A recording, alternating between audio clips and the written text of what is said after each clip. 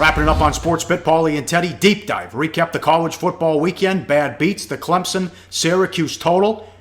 Oh, you could also say a bad bet because it was bet up from 61 to 68.5. Watson got hurt. 54-0 final. And Sweeney's still throwing the ball late in the game. Come on. Yeah, but you can't say it was a bad bet. Both starting quarterbacks were out of the game by the middle of the second quarter with injuries. Watson got hurt, and he went really down hard on his shoulder. He's very questionable this week.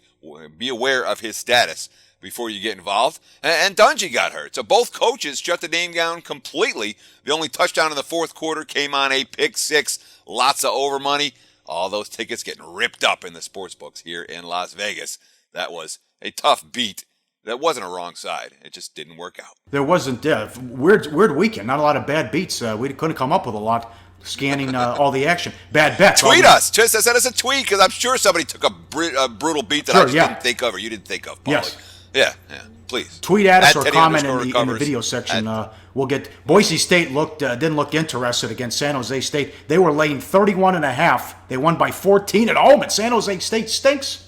Yeah, I mean, the Broncos really don't have much to play for at all between now and the Mountain West Conference title game. Plenty of Notre Dame money. I don't understand it. Bet up to 7.5. They lose in Jacksonville, the Navy. They had 6 possessions the whole game. That's insane. I mean, that is insane. That Irish defense struggled to get off the field so much. 6 times! Yep. Nobody has 6 possessions in a game. In modern college football, you have 18 in a game. 6 for Notre Dame. Bad bet for all those who put their money on the Irish. Bad bet. Louisville under. Bet down from 55.5 to 51.5. Louisville got there themselves. Petrino was pissed off at the committee. Yeah, as well he should have been. And it's funny because Petrino's never been a guy who's shy about running up scores, and now he's bitching about it. But I agree with him. The fact that Louisville and other teams have to run up scores in order to get the committee's attention is ludicrous. It's bad for sportsmanship. It's bad for college football. And that's the nature of the game that we have in 2016. I didn't understand this at all. They were betting Utah State big on the road against Wyoming. They thought it'd be a letdown spot. Second quarter was 35-7 Cowboys.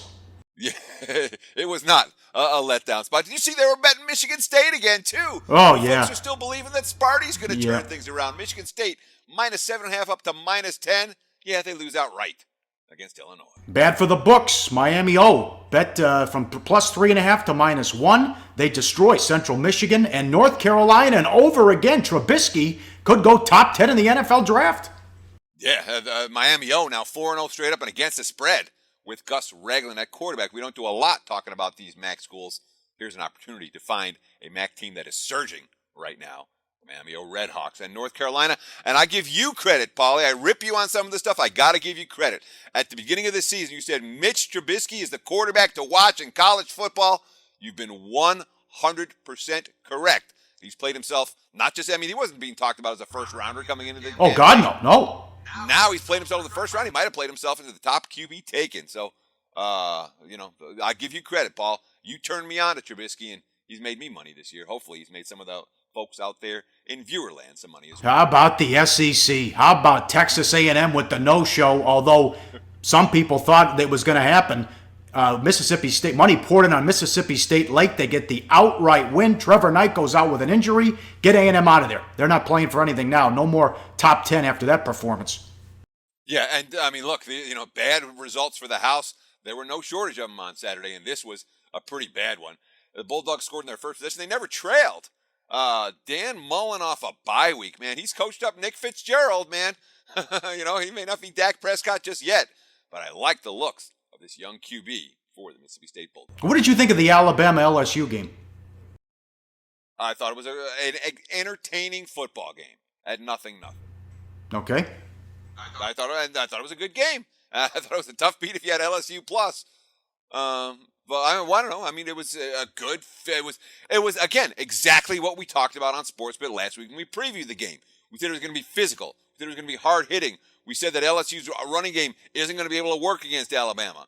We said that Alabama should be able to have some success throwing the football. They didn't have much, but they found enough at the end to make it work.